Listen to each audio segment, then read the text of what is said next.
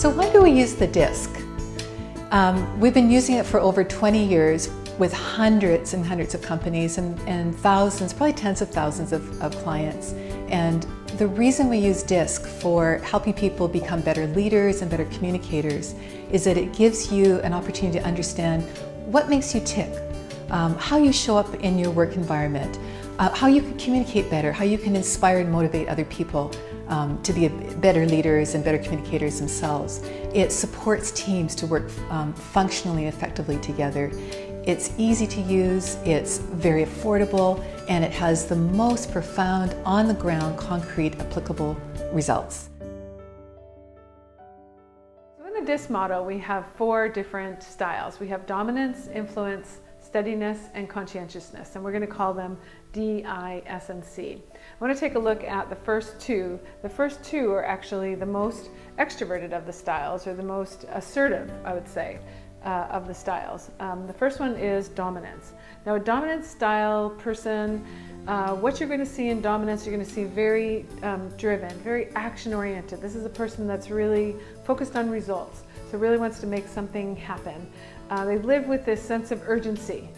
What's next? When's it going to happen? There's a desire to get the problem solved. There's a real need to get that problem solved. This is a person that's self-reliant, that's persistent, that's very task-oriented, loves change, and not necessarily just for the sake of change, but because there's always another way to do it, and because change will actually solve the problem. So that's part of their reason for being, is getting those problems solved. Now, on the flip side of the dominance, in every style there's going to be strengths and there's going to be limitations. And for a dominant style person, the things that they need to watch out for are really not tending to the human side of things. Dominance is a very task-oriented style.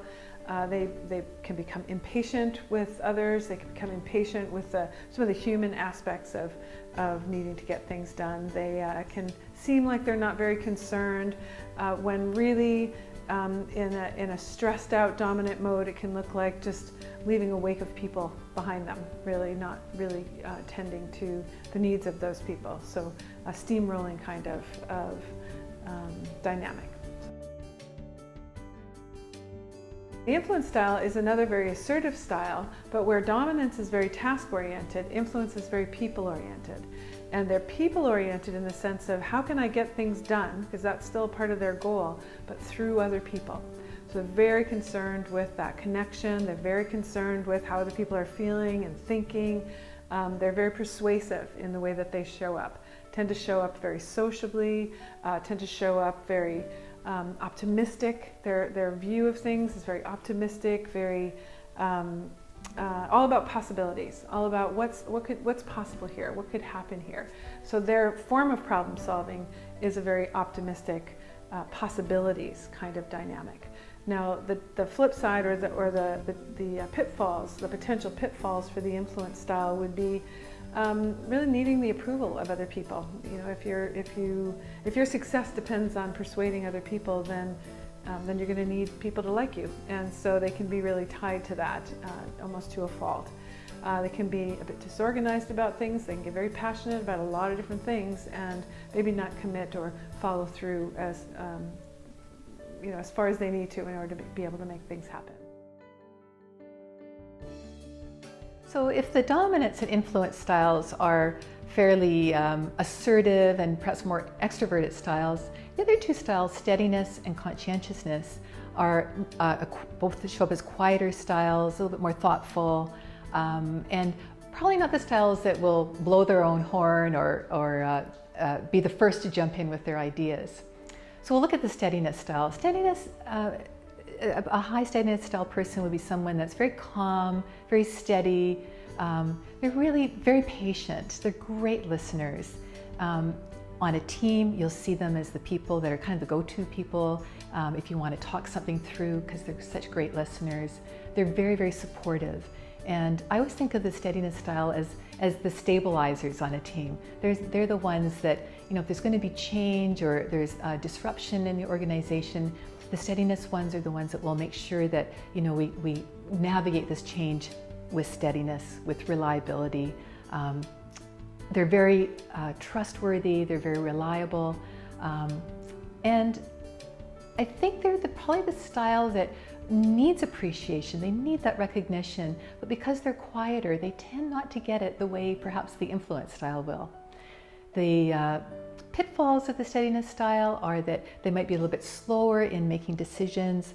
They might resist quick change. Even when quick changes might need to happen, they can dig in their heels, get a little bit resistant, and sometimes don't make their needs known.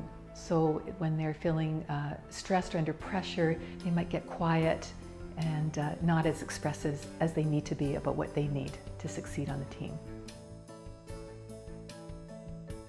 The conscientious style is characterized by being very precise, very analytical, very logical thinkers. They pride themselves on their accuracy, their ability to be logical and disciplined in how they approach a task. One thing about conscientious style is they really worry about making a big mistake.